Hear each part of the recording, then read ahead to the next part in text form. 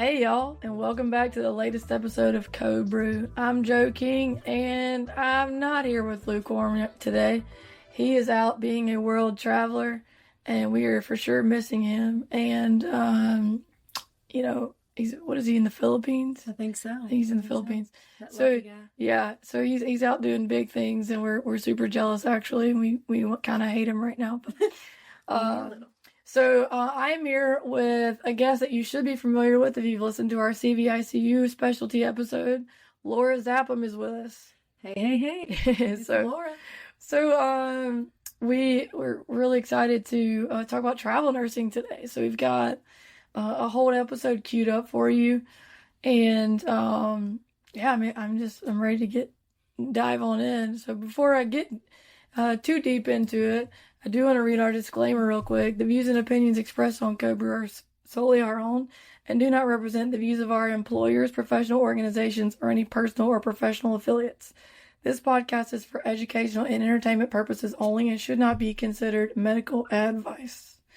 So before we start talking about travel nursing, though, I do have some really exciting things I want to say.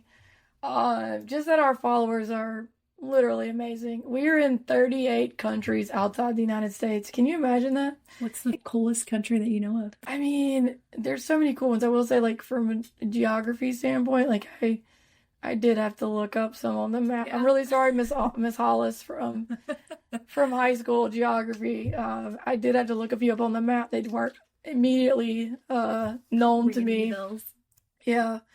But we have a big following in the UK, a big following in Australia, South Africa. So, I mean, obviously a lot of the English-speaking nations, we have some big following. You would be surprised how many followers we have in Russia, though. Oh, interesting. I was shocked by that. I mean, 38 countries, right? I mean, there's a lot of places. Yeah. We fit a lot of places, but it's really exciting to me. And then 40 U.S. states. Well, so hopefully you probably already had some people from the Philippines, but if not, hopefully Lukewarm is listening from the Philippines this week. He better be listening from the Philippines so we can get another one. No, that'd be great. And then his husband's there too, so he's, I think was planning on spreading some Code Brew tea over there. Ooh. So I'm excited about that. But yeah. So anyway, travel nursing. We both have travel nursing experience. Yeah. So you've been traveling as a CVIC nurse. Yeah. Right at a year now. I mean, almost to the day a year. I don't know exactly what the day is, but I know it's like right here in this time getting frame. Close. Yeah. And you've been in Ohio and Kentucky. Yeah. Ohio and Cincinnati, and then Kentucky and Lexington. Yeah. Okay. So I was in South Carolina, and I was in New Mexico, and as a travel nurse. I was actually a travel nurse in Kentucky before I took a permanent position too. So so I've hit up some states too. So travel nursing, I really enjoyed it. It has its challenges, of course. I was looking for some adventure. I mean, I think I was in it more for the ability to travel. I mean, the money at the time, and I was traveling in COVID. So the money was great, but, it was definitely, there was an adventure piece for me, I would say. What made you want to travel? For me, I would say definitely I had an aspect of burnout for sure going on with my, with the unit that I was on. I was definitely feeling that. But then, I'm not sure if we discussed this on the CVI podcast or not, but I am now in CRNA school, right? Which I am soon to be unemployed because of that. Right. But knowing that I'm going to spend the next couple of years unemployed as a full-time student meant I really needed to essentially advocate for myself and make some extra money. So money was definitely a factor. I'd say burnout was a factor. Mm-hmm. Just kind of feeling like I was kind of stuck in my job and really needing to find somewhere new, see some fresh faces, and then I think I think I probably had a little bit of that burnout as well. I think that definitely helped to trigger it. But then once of course, everybody I think talks about the money of it. And, obviously money is nice. I started traveling well after COVID, so the money wasn't quite as nice anymore. I mean, granted, it was more than I was making as a staff nurse. I had a brand new baby at the time. And the thought, of course, finances were fine. But then I was like, oh, I could make so much more. And my wife at the time was able to not work and be home with him. And we traveled together in a camper. So I was like, I know, I totally get it. I mean, there's so many reasons. I mean, people do it for the money, of course. People do it for the ability to travel, the freedom to kind of move about, the freedom to kind of make your own terms. I mean, I know people who, especially during COVID, they would work for 3 months and then be off for 3 months and just do whatever they wanted to do because they were making so much money in that 3-month period, But I think burnout for a lot of people can be a factor. I mean, you can get tired of doing the same old thing in the same old places. So, no, I totally get it. But here's the thing about traveling, though, is like these assignments are hard. Like, travel nursing is not for the weak. Definitely not. It's not for the inexperienced. I will certainly agree with that because I know there was a lot, especially during COVID. It seemed like a lot of the travel companies were willing to take people with I don't want to say no experience because that I almost find that hard to believe, but at the same time, I definitely heard rumors that was true. But well, I mean, I think even now, even little like experience, one year of experience is I mean that can still be tough. I think that. Even in your first year of being a nurse, you're still somewhat developing your backbone and developing your just sense of your intuition that something could be wrong with a patient. And I think that could be just really difficult. I think you need more stability until you've got a few years under your belt. If you want me to know my personal opinion on it, but I mean, these facilities, like, there's a reason that they're willing to pay that kind of money for travelers, right?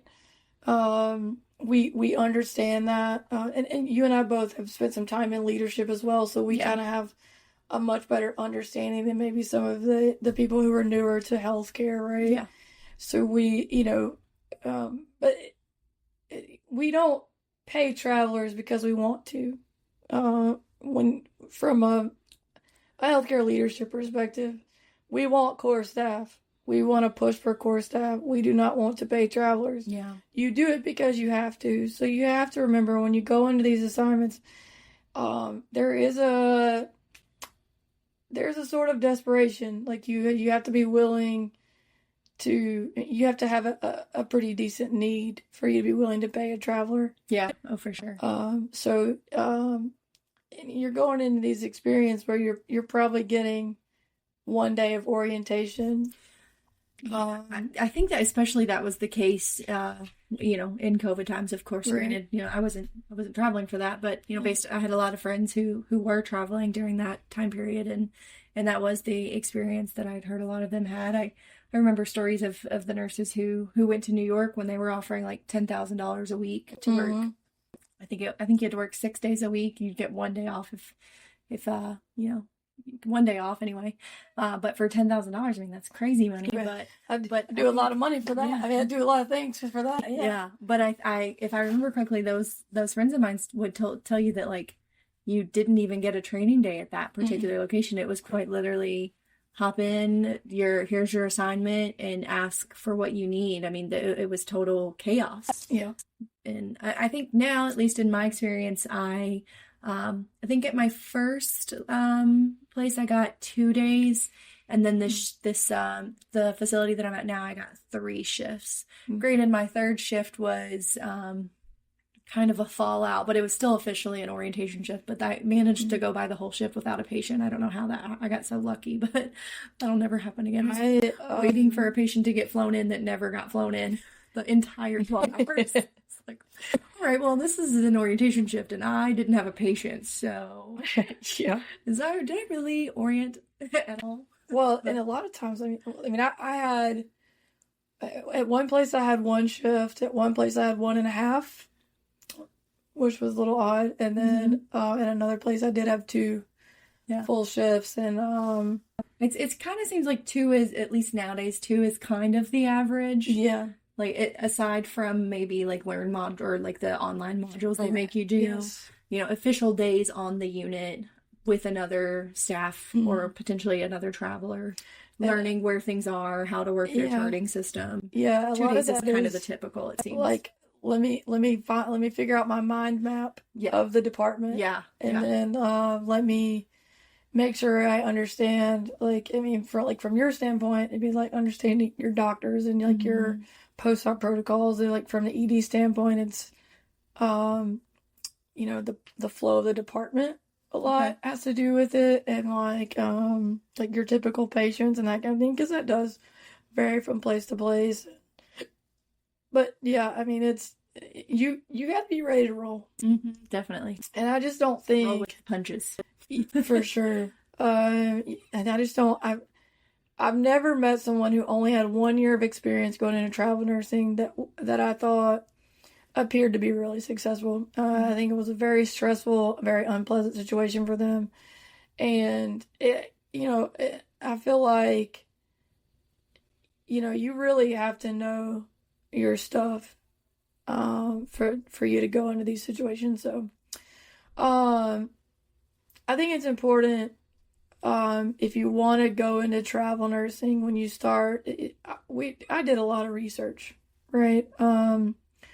Different ways to travel. Like some people stay at extended stay motels, some people travel with another person or a group of people, and they share the burden of a place to stay. Some people, almost commute. Like if you're, 50 miles from your home, they kind of commute and do, which is not really what you're supposed to do, to be fair. But yeah, I mean, so the tax purposes, and I'm not a tax professional, so there's the caveat. I'm not a tax professional, but I do know that part of the reason why you get that untaxed stipend is that you're duplicating expenses, your living expenses. I think we're actually going to go into more depth on that later, too. For sure. So just think about, make sure you're doing your research on facilities, on nursing companies, on recruiters. There's a lot of Facebook groups. There's Reddit, subreddits. There's a lot of places for you to gather information. Just make sure that you do plenty of research going into it. And chances are at your facility that you're at now, if you are a staff nurse, chances are you are working with other travel nurses.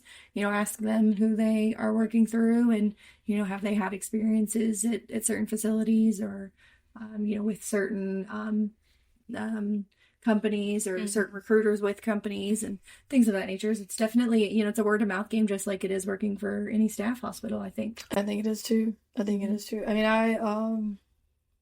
I was lucky. I got hooked up with a very good recruiter, and that made all the difference for me. But I think contracts brings us right into our next topic. Yeah. Here's the thing. If you're looking at a contract and it seems like it's too good to be true, it probably is. Right? I have never gone into a contract thinking that it was going to be some kind of a cakewalk. It's never, like if they're paying a lot of money, when you walk in the door, just, it's going to be. Yeah, there's a chance to have some real work to be done. Yeah, for sure. I mean, you're basically going into battle every time you walk in the door in some of these places. So, common red flags when you're looking at contracts, right? So, if it doesn't say that you're guaranteed hours, like that's probably something you need to look at. Yeah. Like that's probably, so like I never had a contract that wasn't guaranteed at least 36 hours. Yeah. I mean, they had to pay me for 36 hours. Even if they said, oh, we don't need you today. Yeah. If they were going to call you off, they've still got to pay you for it. Yeah. So, like, there was, like, at least one place where they, like, called me off a couple of times. And I was like, but I have guaranteed hours. You know that, right? And I think the person who was calling me off didn't realize what that meant. And so they had to pay me regardless. And I think she regretted that later. But, no, I mean, it is something that, you need for your security, for your financial security. So in my experience with that, when you get called off, with your guaranteed hours, you're still going to get your hourly pay, which is likely less than what it would be as a staff nurse. You're still going to get your hourly pay, which is probably like, let's say $20 or $30 an hour, right, or somewhere in there. But you're sometimes probably less. Yeah, sometimes less, depends on the contract that you take. But you're not going to get your stipend unless you actually go to work that day. At least in my experience, that's what it's been. So that can sometimes vary from place to place. Like, if you don't work because you call out, you don't get your stipend. But if they call you off, you still do. Yeah.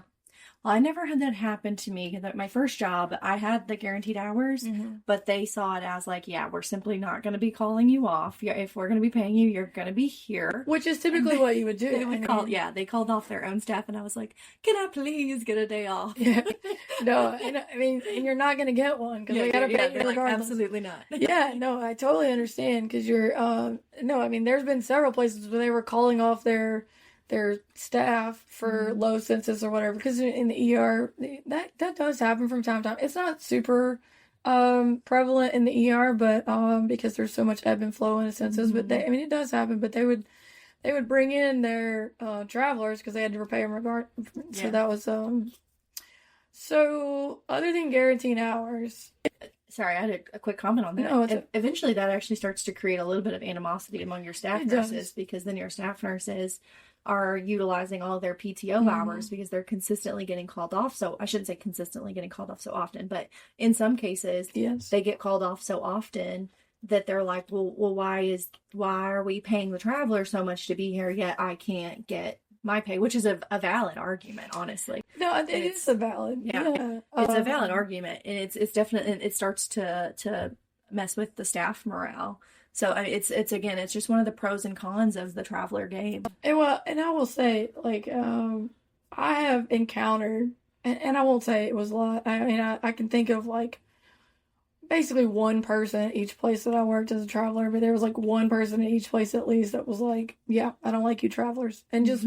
She was like, no way. Like, she was like, I remember there was one in particular, and she was like, I don't like travelers. And, like, she even said that. And it was like, but we're, we just would be like, help you. Blatant animosity. And you're like, okay, well, I'm still a human, and you're going to at least respect me. At minimum, at baseline. Yeah, so it didn't really make a lot of sense to me. But at the same time, like, I understand, but I also feel like there's never a reason to be ugly. But just know going out there that there's going to be times where somebody's going to be like, yeah, you're a travel nurse, I don't like you. Yeah. No, for sure. So another thing to consider when you're looking at, like, a lot of times in your contract, it's going to say that you may be required to float. Which, if you're not super experienced already going into it, you go into this place, you get your 1 or 2 days of orientation, and at least you have enough to maybe be successful in this one unit, and then suddenly you have to float too, and things start getting really complicated. So just know about that going in. Ask about your float requirements. Never, never, never go into a contract without talking about your float requirements, right? As an ED nurse, I never had to float except one time. I was asked to go to another ED in the town. Interesting. In the city. And boy, was it a negative experience. I'm not going to lie. But yeah, it does happen. But you should know what your contract says about that and be willing to take on those requirements, because they can do that to you if you sign that contract. So definitely. Yeah, some other things that I saw that I've just seen haven't happened to me, but I've seen happen to other people. Very vague job descriptions, and or like not having a unit assignment, or at least not until like the last minute.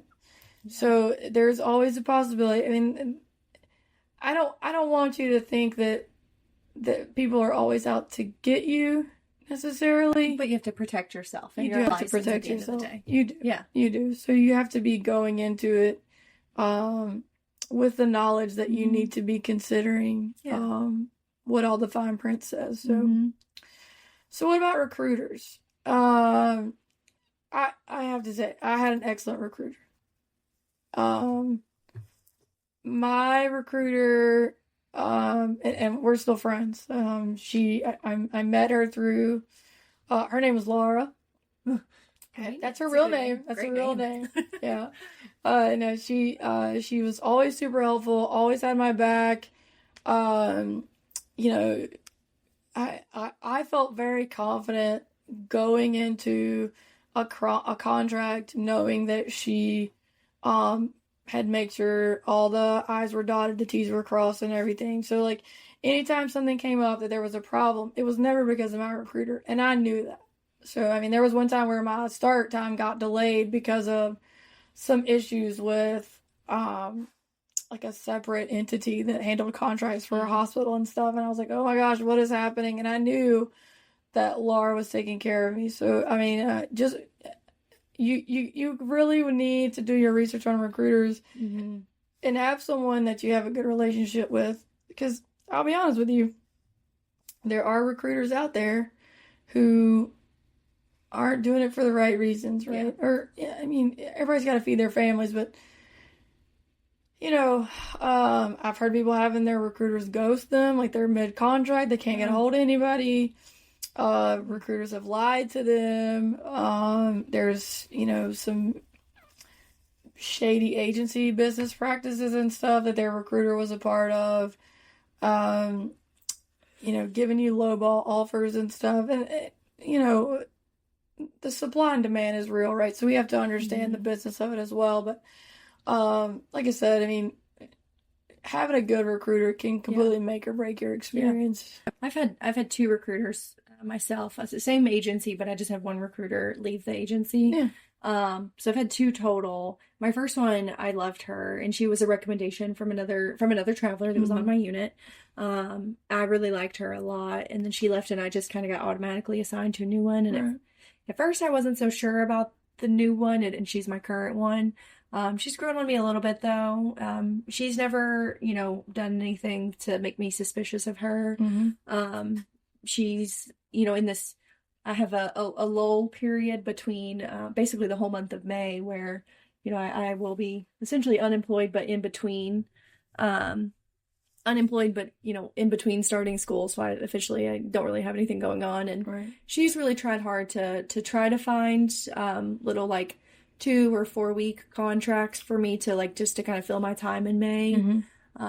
But, you know, nothing really seems worthwhile for me right now, nothing that really makes sense. I think those are pretty for me rare to sometimes. Yeah, and usually it's a lot of like strike contracts and it's a little scary which is a whole other topic for a whole other day. Yeah, strike contracts. They exist. Yeah. But there's a lot of there's a lot of unknowns. Yeah, they offer a lot of money, like 9 or 10K, but for a week. But yeah, there's a lot of morality issues you have to consider with that, and you know, is it really worth the money? And yeah, anyway, those nurses are striking for a reason. Yeah, they are. So aside from that, you know, I will say though, I feel like my agency hasn't always treated me the best. I have considered. I think that I've pulled the threatening card to like, okay, well, if you keep doing this, I'll find another agency, and they all of a sudden pull their act together. So definitely don't be afraid to do that, because, you know, you're only assigned to a contract for 13 weeks, and you could most likely find that exact same contract for the same, if not better pay with another company. So always keep that in mind. I have lots of traveler friends who have 2 recruiters, you know, one with different companies, and they basically kind of make them fight for their attention a little bit. I mean, in these days where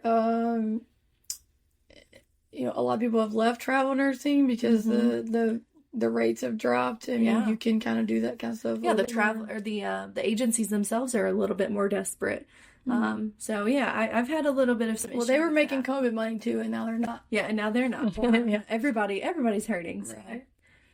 Yeah, so just keep in mind, you know, always to stick up for yourself and read your contracts. I remember the first contract I got, I was reading it from top to bottom, backwards to front. I read it so many times, like, is this what I really want to do? You know, and well, like, you got does what you this gotta money, do. yeah, is this money real? Yeah.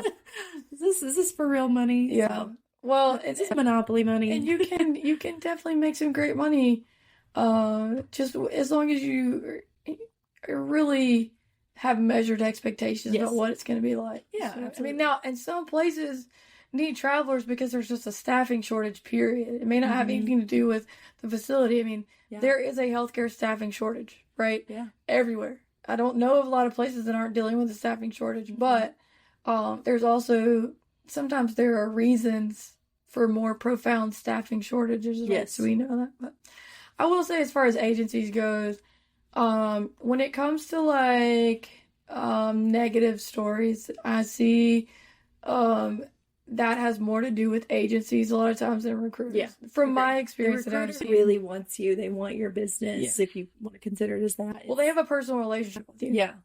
And you know, your agency, They're the face of the company to you. they are. In your agency, you are a money-making tool for them, you might say. And I don't feel like that. Now, I had an agency, like I said, I was really lucky. My agency was great. I always felt very supported, and I told multiple people, I was like, hey, it wasn't a super well-known agency, and they had better benefits than other places. Like, I'd really done my research when I was like, looking into travel nursing, and so that was one of the reasons why I went with this company, and I ended up with this recruiter as well. But I mean, I hear things like these horror stories about like bait and switch pay tactics where you sign on at one rate and then, you know, you're like literally the day before your contract starts and they're like, oh, just kidding, they lowered your rate. Yeah. And you're already there. Yeah. And you're kind of locked in. I've heard of people like pulling contracts last minute, you know, a few days before they're supposed to start. Withholding pay, delaying pay, and just know, like, you can report these things. I mean, there are still some pending class action lawsuits against some agencies. So just like I said, when it comes to agencies, like, make sure you're definitely doing your research, because you don't want to end up signing up for an agency, get stuck. And you're stuck. I mean, because you are stuck. Those 13 weeks, you're stuck. So, but yeah, I would say word of mouth is really good when it comes to, like, you know, somebody that you know that's had a positive experience. But like I said, there's a lot of forums online to help you as well. Yeah, definitely. So what about housing? And like kind of living that nomad life? Yeah. Like, what's been your experience with housing? So when I did, so you kind of touched on it earlier, but you know, with the stipends, if you want to do everything in a legal manner, Which we do want to do. We want to do that correctly. You don't want to have to pay the IRS. Yeah, later. I do not want to get audited and owe a bunch of no. money. So with that, you need to have your home, like, so, you know, the home that you live in, which is, you know, where you truly live. Your tax home. Your tax home. That's what we would refer to it as, Right. your tax home. And then for your stipend is meant to cover a living expense in the city that you would be working in. So when I worked in Cincinnati, I actually I originally started off with another nurse that I was a friend with, and we actually basically it was kind of like an apartment together. I thought I remembered you doing it with somebody else. Yeah, we basically did an apartment together, and split that cost. And that, you know, that made it cheaper, and it still was cheaper, or, you know, whatever our stipend money was. You know, we still got to pocket a good bit of our stipend money, but we also could show proof that we were paying our tax home, plus we were paying for this additional home outside of our tax home, and that's really what you have to do. And then you also want to certainly keep records of that as well too. Right, and the IRS does not care that you're splitting it with someone else. Yeah, they just want to know that you're spending that money in the way that it's intended. Yeah. So if you find ways to cut down on your expenses, that's okay, as long as you still have a tax home. Yeah. You know, you have a mortgage or a rent in the place where you would call your home. Right. With for my current so after my I was at my Cincinnati travel contract for about 9 months. Yeah.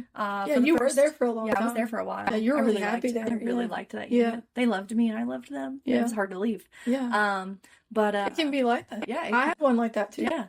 For the first 3 months I stayed with, the friend and I, we had an apartment together. But then she actually needed to go back home. She was pregnant and needed to secure some better insurance and different types of things with that. That's another thing we could potentially talk about is insurance and they offer it. Insurance is there, but what's the other word I'm looking for? Like for her, it was mother leave, maternity leave. Oh yeah, like so that's not included. Yeah, the other advantages. Of there are other benefits. The benefits that you're So there are some benefits that aren't provided when you're a traveler. Yeah, now and that was one of them. With her knowing she was pregnant, she needed to get a staff job so 100%. That she could have. So you could have FMLA. FMLA. You have to be somewhere like a year. Yeah. So anyway, so she ended up going back to staff job because she found out that she was pregnant and she really needed to do that. But so for me, that left me alone in Cincinnati. So I had to find another place. And I actually had found a place on Furnished Finder, not sponsored, but not to. No, but it's a good resource. Yeah, it was a really, really good resource. But Furnished Finder, essentially, it is apartments or houses that come furnished, obviously. That's why it's called Furnished Finder. And it's specifically meant for healthcare workers. So the rates on typically we're better renters. Yeah, typically we take care of the houses that we are going to go into, or the spaces, I should say, that we're going to go into. Yeah. We're there to get paid, so you can trust that we're going to pay our rent. Mm-hmm. So usually it's a good option for a lot of people, but I actually had managed to find a place that was a shared home. So it was myself and 2 other healthcare workers that were all living in this one home, and none of us knew each other, of course. But I went and I I went and I toured the house because I'd never done anything like this before. Almost kind of like hostel living, if you've ever done that. Yeah, that sounds fun though. Yeah. So I went and I toured the house and got a look at everything. And basically you had your own bedroom. Depending on, of course, the situation, you may or may not have your own bathroom. And then additionally, you have the kitchen and the living room, and this particular space also had a little small gym room. Nice. That was like a shared space for everyone in the house. Yeah.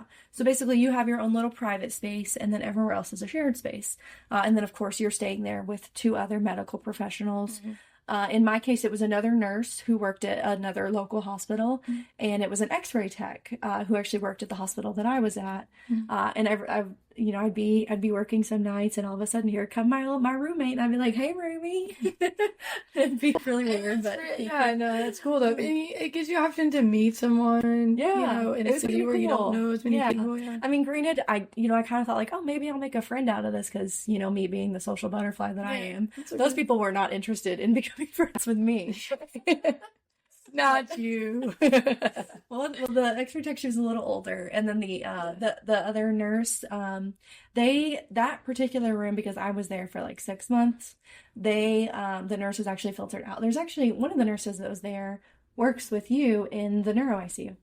Not with you, but at your facility. One of my people. Yeah, she works in the neuro ICU. She knows. Talk about that offline.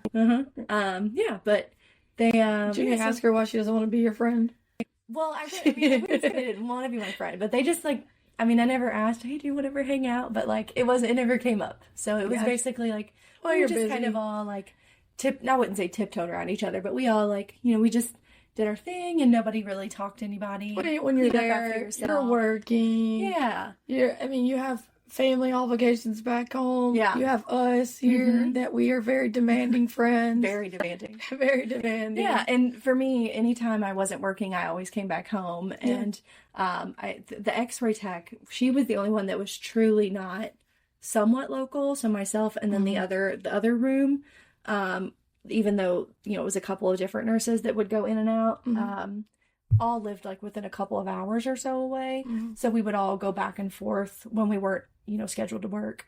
But the X-ray tech, she lived states away. Okay. So she was the only one who stayed permanently. Like, she actually truly lived there, and everyone else just kind of came in and out. So well, that's pretty cool. yeah, it was a really interesting experience. But then now for my current contract in Lexington, I actually just have a friend who lives there, and I do pay her rent, and I keep a little track of that. She, you know, we don't have a contract or anything, but I told her, hey, you let me sleep here in your extra room, I'll send you some money every month.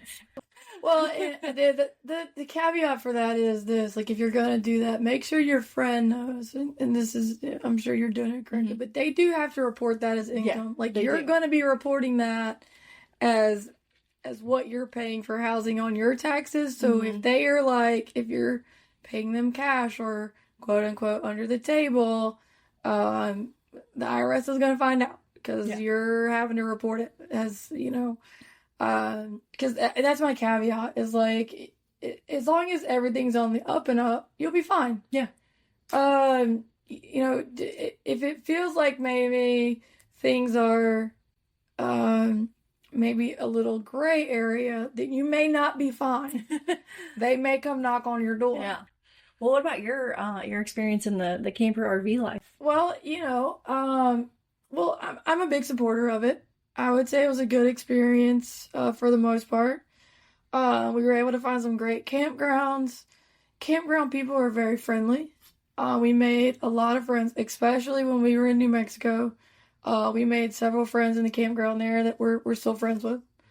In fact, one of them is pregnant, and I'm so happy for her, you know. And another one recently retired as a teacher, and she's been kind of doing some nomad life stuff, even more than she was previously. So she's like, you know, great people and people that I want to be friends with, you know, and I will continue to follow, right? Yeah. And make some good friendships, for sure. You really do. And the campground life. Did you ever hang out with them outside of the campground? Did they want to be friends with you? We hung out at the campground. Oh. Yeah. We actually met at the dog park in the campground. Oh, we were that's dog cool. park friends. We made, like, we literally bonded over our dog. Oh, those are the best kind of friends. And it was great. It really was. Like, we would meet each other at the dog park every day, and the dogs would play, and they were BFF, and we were just, like, we had a great time. We started, like, you know, taking drinks out there. It really was great. It was like, it was super positive. Highly recommend it, right? Mm-hmm. I mean, honestly, if you're considering travel nursing, I definitely recommend doing the camper life, right? Mm-hmm. But having a camper, it does have there's a learning curve, right? And there are, like, some conditions, like, you do not want to be somewhere where it is profoundly cold, like spending long amounts of time, you know, below freezing. Yeah. Because... Or where there's tornadoes. Well, I mean, I don't want any kind of house there. And yeah, that's where I grew up. No, I just, you know, things freeze in the camper. People don't really remember, you know, recognize those kind of things. You have to think about those kind of things.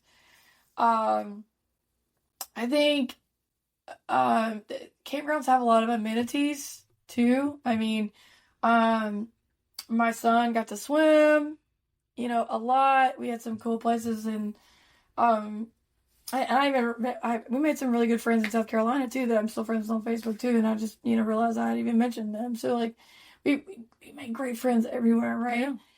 And they have little playgrounds there on the property, so, like, my son got to play.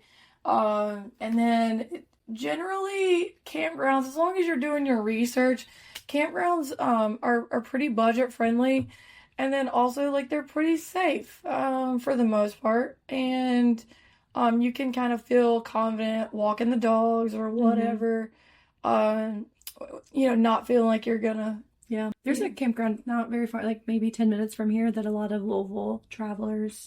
Yeah, because there's not a lot in the city of Louisville, so you kind of have to be around. Because we stayed. There's a KOA near here, which I think those are kind of pricier, but there's like a literal campground, like on a billy goat farm. Like, heck yeah, I would definitely go to a billy goat farm. Yeah. So just with anything, I mean, a lot of people do like the Airbnb thing. I think Airbnb is kind of like falling out of favor, Yeah. but I think it's become more Furnish Finder seems to be yeah, more Furnish realistic. Finders is a lot. Some people do, like I said, the extended stay motels. But just like anything, like no matter where you're looking, please do your homework, right? Yeah. Make sure you're in a safe area. Yeah, like talk to, if you can, like reach out to somebody in the facility where you're going and like ask, like, hey, I looked at this location. Is that a safe location? If I'm, is it okay for a place for a single female? You can ask those questions, right? I mean, Yeah. like, because there are places that it might be okay for a guy, but maybe you wouldn't want to send a single female. Is there easy access to things that you need? Food, groceries.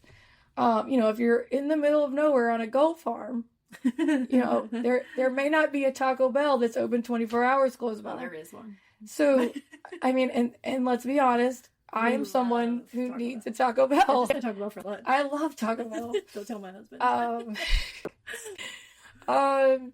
If you need to be pet friendly, so like I traveled with a dog and a cat and a baby, to be honest with. Which is another animal itself. Yeah, they have to be baby friendly. No, I'm just kidding. No, but some places are not pet friendly, so you just need to think about that. And that's one of the reasons why we went the camper direction, is because like nobody was going to tell me I couldn't bring him in my camper. Yeah. But that brings about its own challenges, right? So, just call and ask questions. Don't always trust pictures, because let me tell you, I was asked to tour. Yeah, I mean, I think I'll that's good. I'll make a 2-hour drive for a tour if I need to, because I want to know where I'm living. I want to trust that it looks reasonable. Yeah. Yeah. You don't want any surprises. And always consider, especially if you're by yourself, you're not married, consider traveling with a buddy. I mean, your first contract, you traveled with a buddy, and I think it was a good experience. It was a great experience. So I think we probably need to talk about the money part too. Now, we are not tax professionals. Let me repeat. Show me the money, right? I mean, make sure you pay the IRS too, though. I mean, oh yeah, they're gonna come for you. They're scary. No, so travel pay, right? So there's basically two components. You have your hourly rate, and then you have your stipend. And your hourly is gonna be almost like when you first see it, it's almost insulting. Like, you're gonna pay me how much an hour? Right. Huh? The stipend is where you make your money. Now, the stipend has to be based on like the government rate, the GSA. And like there's like this whole table. It goes like city by city. So like, yeah, my first recruiter actually really did a good job of breaking that down for me. Granted, that was a year ago. I don't remember it now, but I just trust that they do a good job at it. Yeah, I don't question it, but I probably should. You can do your own research about the GSA and looking at it in different places. I mean, you can like Google those things. Make sure you're looking at the most up-to-date numbers, because cost of livings do change from place to place. So your stipend may be negotiable, but a lot of times, if they've done it correctly in the first place, it's probably not very negotiable. Yeah.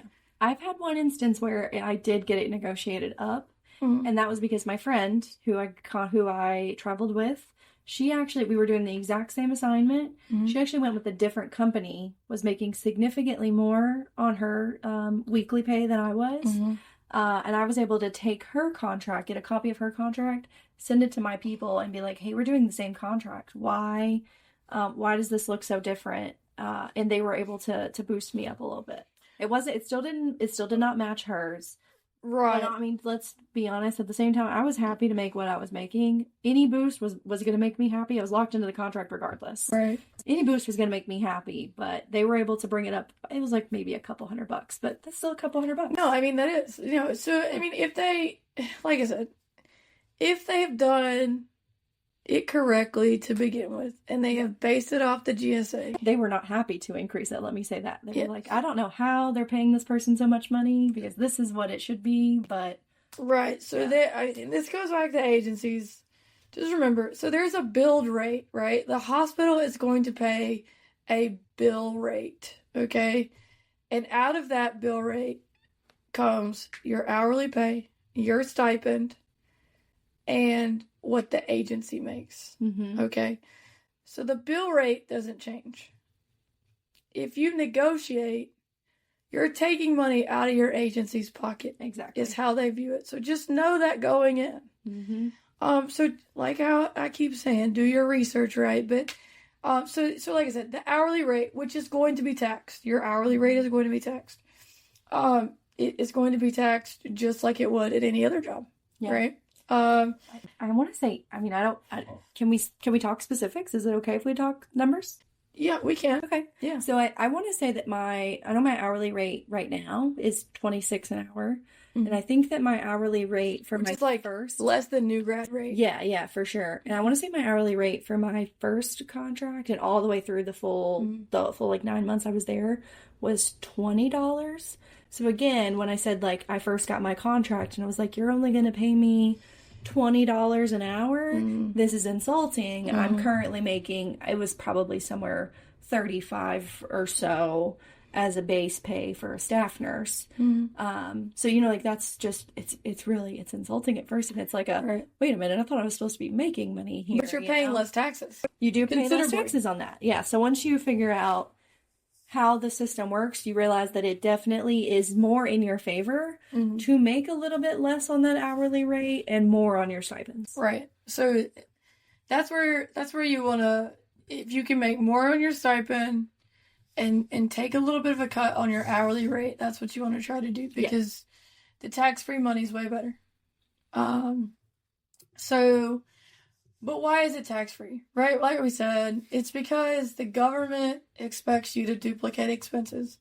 They're expecting you to be paying for your tax home, whether that be a place that you rent or a place that you own, you have a mortgage, or you're paying property taxes if you don't even have a mortgage anymore. You're very lucky that you're not having to pay a mortgage. But anyways. Mortgage is cheaper than rent these days. Oh, yeah, no, for sure. But you're renting a place, and then also you're paying for a place wherever it is you're traveling. To be eligible for a tax-free stipend, you have to be traveling at least 50 miles from your tax home to work. They are not going to be happy if you are commuting back and forth. Let's be honest. They are expecting you to stay away from home. So if that is what you choose to do, just know that you're living in the gray area and not necessarily doing what the government is expecting. So there is a possibility that if you end up commuting back and forth 50 miles, which is a long way. Yeah. I'm just going to say it's a long way. We're talking every single shift. Every single shift. Yeah. Every single shift. If you're going back and forth like that, just know that they are probably going to expect some money. Yeah, if you get audited, you will likely be paying a lot of money in back taxes. Yeah. You have to maintain that tax home. Like if you have a rent that you're paying and then you decide to give up that home, that tax home, and you're not paying rent there anymore because you're paying, like, just know they're going to come for you if you get audited. And we're talking thousands, people. I mean, I've heard horror stories of people having to pay back $150,000, I mean, during COVID times because they weren't doing things the right way. We're not tax professionals. Don't trust anyone except for an accountant. Yeah. As your tax professional, okay? So if you're thinking about travel nursing, you need to talk to the person that you trust with your taxes and say, like, this is what I'm thinking about doing. I mean, I'm sure you can even take them your contract and say, hey, this is what I'm looking at. What do you think about this? What should we be doing? They're going to help you stay within the confines of the law, okay? So definitely talk to a tax professional. Yeah, seek someone who's truly a professional in it, not pretends to be. Yeah, I mean, and you may know a lot about taxes, so if you feel confident, just make sure you're doing your research, okay? And don't trust your recruiters to give you tax advice because they're not tax professionals either. A lot of them are nurses, and listen, we don't learn about business in nursing school. And I mean, there are very real examples of people who have learned the hard way, and you don't want to learn that way, right? So some pro tips for money for me: always get your pay breakdowns in writing, so that you can say like, hey, this is not what I actually got. Always keep your documentation. Anytime you pay for a hotel, for a campground, for rent. I mean, if you're paying a mortgage, you definitely have documentation, but yeah, all those things, you need to make sure you have them. If you get audited, God forbid, you have that documentation in hand. Gas money. You don't get to write off gas money for going back to work every day. But like whenever I drove from South Carolina to New Mexico, which I don't know if y'all looking at a map, but that's kind of far. I got to keep those receipts. Yeah. From traveling from one assignment to another. That one time, not back and forth every week. Yes, that one time I was able to, and then whenever I drove back from New Mexico and came to Kentucky, I was able to take like those receipts for that long way. Yeah. If you make a big move like that, a lot of times they will, the company, the agency will reimburse you a little bit of your travel fees. They do sometimes. Like if you need to rent a U-Haul, if you need to transport your car somehow, they will help you with those kinds of fees. If some agencies will, for sure. Yeah, if it means moving you, basically across the country, they will assist with that. So definitely ask. It never hurts to ask for those kind of things. And they will give it to you tax free, and essentially it usually just shows up on your first paycheck. At least in my instance. Nice. There's a lot of resources. They even, for both of my contracts, they've even reimbursed me for scrubs both times. My first contract, I had to wear navy blue scrubs, which I've never worn navy blue in any of my jobs. And then my contract now, I'm back to the royal blue. But of course, because my weight has shifted so much in the last umpteen years, I needed new scrubs. So they gave me another stipend for new scrubs again. Well, that's really nice. No, it's really nice. I mean, it's really helpful. So there are some travel nurse tax experts out there. There's a few. The primary one that I've seen that people talk about a lot is travel tax. So if you want to do some research online, I highly recommend taking a look at that. Okay, just keep yourself educated. Because let me tell you, the IRS does not care if you, quote unquote, did not know. Okay? Like, ignorance is not a defense, unfortunately. So, and I don't want to hear about anybody, having a bad experience for sure. So, so clinical realities on the road. We've kind of already talked about this a little bit, but like, just think about this. At some point, if you are travel nursing for any amount of time, you will walk into chaos. Okay? You will walk into a situation where you completely understand why they have a staffing shortage. Yeah, for sure. Definitely.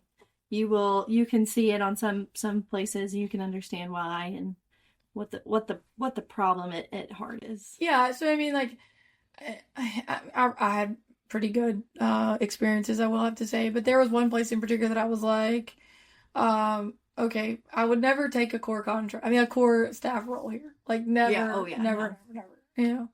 That first job that I loved, they offered me a core job, and I was like, if I lived here in a second, sign the dotted line away, I would do it in a heartbeat. But... Well, I mean, when I was in South Carolina, gosh, I loved that place. I really did. I could have moved there, but I knew for my family it wasn't the right thing. But it was definitely, I loved it there.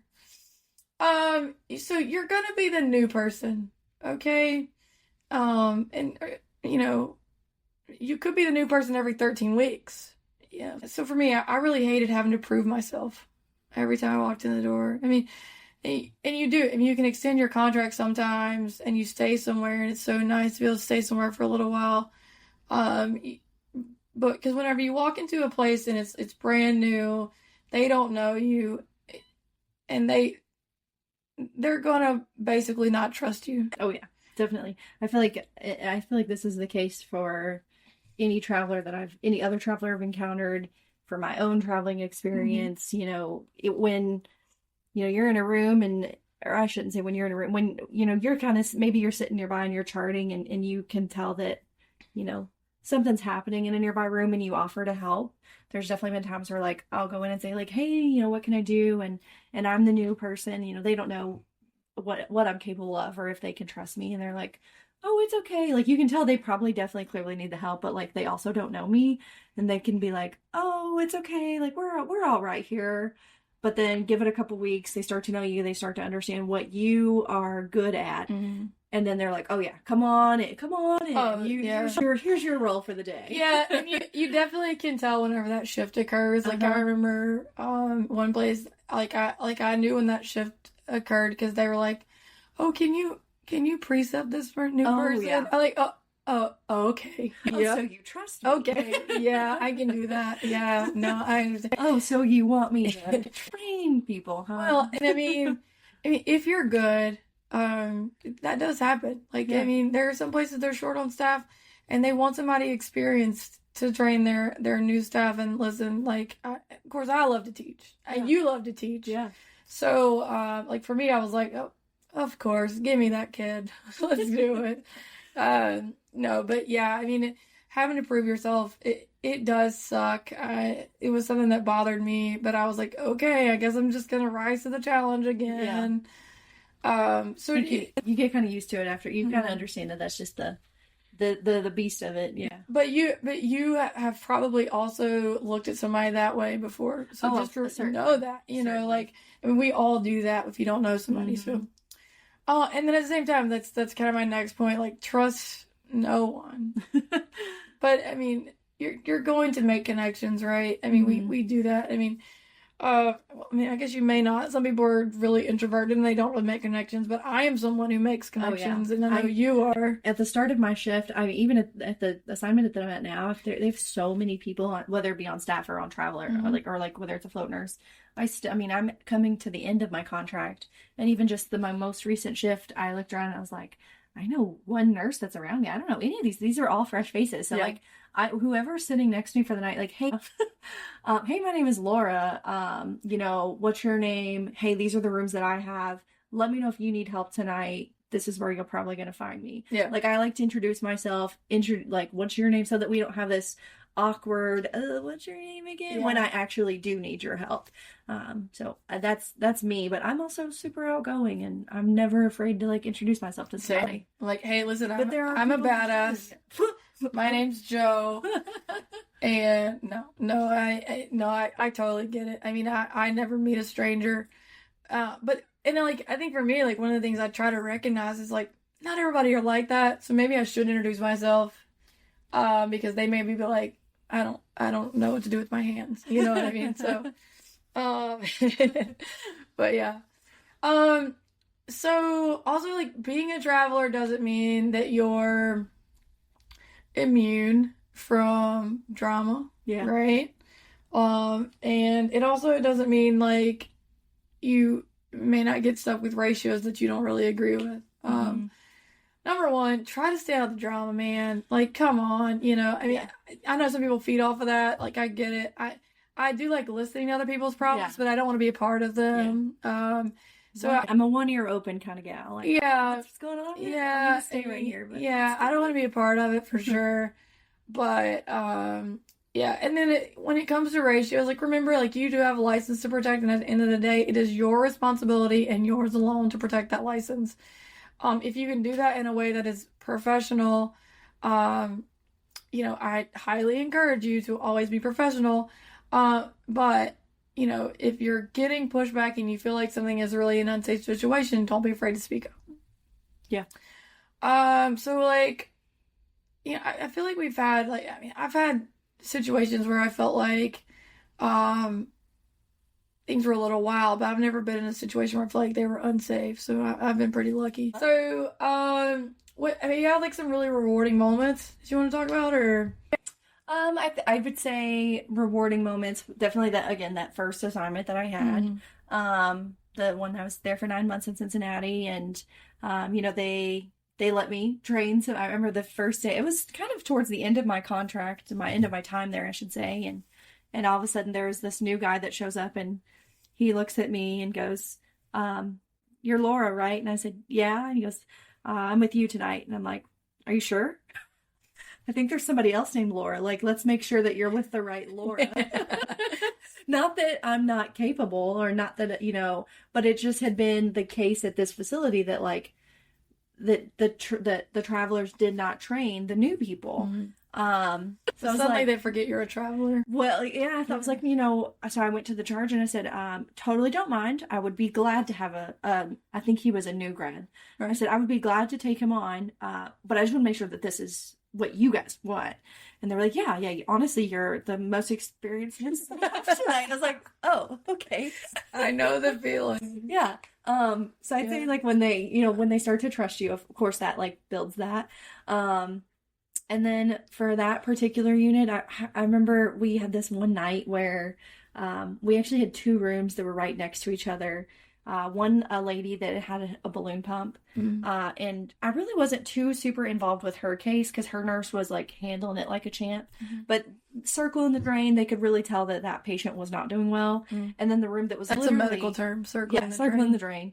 And then there was another patient that was literally right next door who wasn't doing terrible, but like things weren't looking beautiful in that room, but like she looked better than the other patient did, but like not fabulous by any means. Right. And the nurse that was in that room, who's now a good friend of mine, he came and he found me and he's like, Amanda, everyone else is in the other room. I just don't have a good feeling about this room though. Like, can you come and look? And I looked at her and it was night shift. And I said, she doesn't look good. The lights are off still. I said, she doesn't really look that great to me either. Numbers don't look beautiful. So let's like flip the lights on and let's get a little bit better of an assessment. I turned the lights on. Her color is pale as hell. Like pale as a ghost. Battleship gray. Yeah, I look at her and I'm like, ooh. She looks terrible. This isn't good. Yeah. So it ends up my assessment is poor. It ends up being that we basically are like dual coding rooms right next to each other. And we have a provider on that night. It's as a nurse practitioner. Basically think dueling banjos when somebody's dying. Yeah. But there's 2 and they're both dying. Yeah. And the nurse practitioner is also training someone that night. Or she wasn't training someone. It was like a new nurse practitioner to the facility. Yeah.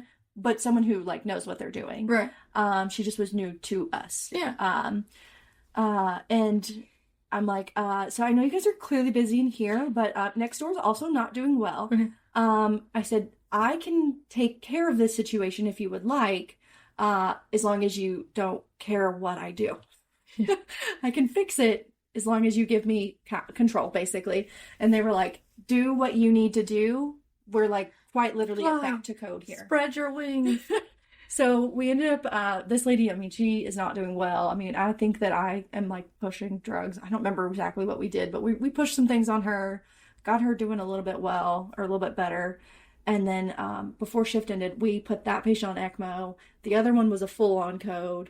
It was a really crazy show, like crazy shift. I feel like this is just attention-seeking behavior. It really was. But everybody's giving that one attention. I want to do it too. But it was the fact that nurse, he looked at me and he was like, Lora can help. Laura knows, like, she's the one who is going to... She can save me. She can help save me. And then even when they were cannulating for ECMO, again, there was still a bunch of people busy in this other room. And at this particular facility, I'm not ECMO trained. But I mean, when you're ECMO trained, right? But at this particular facility, I wasn't checked off. Let's call it that. Right. They didn't have me checked off on it. So I couldn't do any of the ECMO things, but I could at least do... That's crazy to me, because I feel like you're an ECMO expert. But I could do, like, they said you couldn't, are they sure? Do they know who you are? Well, I think in their mind, they were only going to keep me for 13 weeks. They wouldn't let me they wouldn't let me perform EKGs on anyone either, which was my favorite thing in the world. I wasn't allowed to do an EKG because they didn't check me off on it. I was like, I won't complain. I hate doing an EKG. Oh my god! But anyway, it's little things. Okay. So while they were doing the ECMO, of course, the nurse that was, a newer nurse, the original assigned nurse that was assigned there, he was like, walk me through, like, I don't mind if you take over, but walk me through what you're doing. And I said, oh, perfect. So, like, they're doing the procedure. What our role is in the procedure is essentially monitor the patient's vitals. Like, let's make sure that the patient doesn't die while they're actively putting in ECMO. Mm-hmm. And we need to, like, communicate everything that we're doing to them. Like, hey, our levo and vaso and epi and all the other drips that we were on is at XYZ. Our map is I don't know, let's say 50 or 55. Are you okay if because we were already like above the top, we don't, the limits. we don't really put ECMO in people that are like doing great. Well, we were already above where we, the maximum of where we were supposed to be with these drugs. Yeah. So I would like every few minutes, I would just refresh and say like, hey, just an update. This is where we are with our drips. And, are you okay if I take XYZ drug up a little further? And they would say yes or no. And it was nice to just like educate him on like, hey, this is an emergency. Like we aren't physically coding this lady, but we are chemically coding this lady. Right. And it was nice for him to like see it all and for me to be able to explain the process of what all we were doing. I think like, I can't remember the last time that I've chemically coded someone not super recently, but to explain that to students and stuff, like we don't get that opportunity very often. Because usually it's in the heat of the moment and there's so much going on, and in that case it was a little bit more of a controlled environment. That's nice. That's nice. It's a very good learning opportunity. I feel like for me, I made so many friends. Cause I got to travel a little bit farther away from my home. So I made so many friends, and like, thankful for social media that I'm able to, keep up with these people that are doing great and very happy, like one of them, has just bought a new house with her husband. I'm like, so happy for you, one of them. Some of mine from my last just got into CRNA school, and I'm like, so proud for you. Because I knew you were working so hard when I was there. There was one from when I was in New Mexico that I met, and she's like, she's just like at a new place all the time, and she's like living this like a major adventurous, like I feel like she needs to be a travel blogger. She takes these amazing photos out hiking out west, and I'm like, oh my God, I'm so jealous, I had friends, I laugh about them. They were other travelers. From that we kind of just met together when we were in South Carolina. We all like happened to be at the same place at the same time. We bonded. So I called them brown-haired Caitlin and blonde-haired Caitlin. And I mean, I'm still friends with them, close friends, like people that I could, like brown-haired Caitlin in particular. Like if I had something going on, I could just call and be crying and be like, oh my gosh, and she's someone that, I'm very much bonded with. Blonde-haired Caitlin, I keep up with her life so much now. I mean, she has like this great boyfriend, and I'm like, oh my gosh, I hope y'all get married because you seem so happy, and it's just so great, and I never would have known these people without travel nursing. Yeah. I feel like the one con almost is that sometimes you truly are in those places for such a short amount of time, and you make these friendships that it's like, oh man, like if you lived here, we would be so like just so tight all the time. If you were here all the time. Yeah. Like, it's like I would love to hang out with you more, and it's like, okay, 13 weeks later, I just started to get to know you, and now you're leaving me. I think like we have podcast follow. We have like a pretty decent podcast following in New Jersey, and I think part of it's because of blonde haired Caitlin. I'm like, hey, thanks, girl. I see you out there. And I mean, blonde haired Caitlin is like, that's me. Yeah. No, I hope she hears this. No, I mean, like honestly though, like it's just like great connections with people. Definitely. And like you just hope that your paths cross again, and just grateful for social media that you get to keep up with them and still do the joys of their life. They get to watch my son grow up through pictures and everything. And and there's a lot of people like that. I mean, I made a lot of friends everywhere that I went. I mean, one of my friends, but even more enemies. No, I'm kidding. It's always a possibility. No, I mean, like one of my friends not too long ago got married. Like I knew her whenever her and her now husband were like just dating, and like she was finishing up a divorce, and now to see them, they had this beautiful wedding, and their dog was in it. It was so great, and I was like, it just makes me so happy. So yeah, so definitely, I feel like travel nursing was so rewarding for me. It was a great experience. And like I think it helps me now, and I think I'll talk about this further on the next episode about leadership. But you're able to see like what works really well at some places and what doesn't, and you're able to take the good with you and leave the bad behind. Yeah, because definitely. every single place you go to is gonna have pros and cons, right? And just like go into things knowing that like it's not gonna be perfect. They're gonna have some great aspects. They're gonna have some not so great aspects, and you're gonna learn from that experience. So, what's your tip for new grads? I would say my tip for new grads, new grads, if you're getting into nursing, and travel nursing is something you're thinking about, definitely to try to get a decently wide variety of experience, I guess, depending on what your experience level is. Whether, if you're an ICU nurse and you're going to stick to ICU nursing, just know that there's a good chance that you can get pulled left and right to any different type of ICU, and most likely you're going to be the first one to get pulled. So, just, have a really have a really good foundation of all things ICU and not just whatever your specialty is. And I'd say, when it comes to med surg or even tele units, I think that for the most part, those nurses, they get a lot of overflow of other things. They're probably going to be a little bit more familiar with like generalizations about other healthcare problems versus us, me being a CV nurse. I get so stuck in my ways about like, I know the heart and I know the lungs. And if you give me a neuro patient, like I'm going to be stressing, right? Like I don't like a neuro patient. So it's those kind of things, just make yourself a good, well-rounded, educated nurse. Yeah, you're going to have to be a generalist. Yeah. I totally agree with that. Know that you're going to be tested in so many different ways that you did not know was possible. Probably morally, physically, emotionally. But that just sounds like a Tuesday. Yeah. Honestly, that's any nursing experience, but I think that it can be a little elevated in traveling because, oftentimes, like we've said, you're going to make friends along the way, but in some places you really might not. And just to know that your social support system, it may not be as strong at every facility you go to, and that, you have to, and that's okay. Be open to that. Yeah. You can do anything for 13 weeks. Yeah, absolutely. Well, maybe not anything, but most things. Most things, for sure. Well, thank you so much for joining me again. I feel like we're gonna make this a regular thing.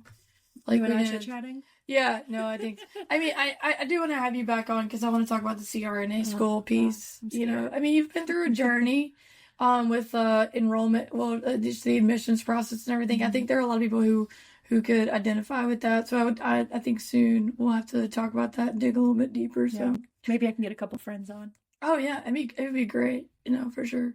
So just don't go in blind. Travel nursing can be an amazing experience, but just don't go in without doing your research first. So next week we are gonna have a new guest that you've never met before. Her name is Decision.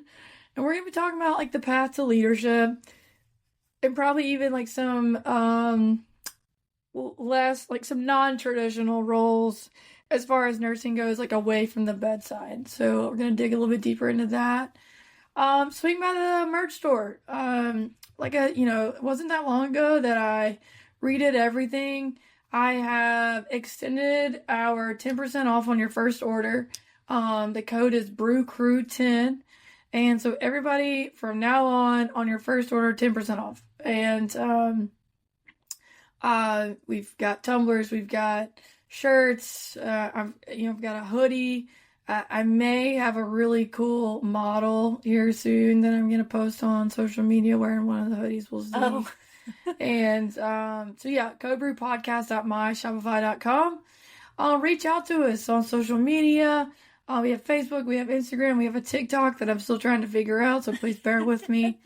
I am getting older and I don't know as much about TikTok. So, and then, and also like, anything you might need, give us a shout on codebrewpodcast@gmail.com is our email address. So, thanks for coming on. Thanks for having me. Thanks for coming on and dealing with me. Without Luke and it's a blessing to not have Luke. No, we love him. No, he's I'm glad he's getting a break away, even from the United States. He's getting a whole break. So anyway, stay caffeinated, stay curious, y'all, and we'll see you next time on Code Brew.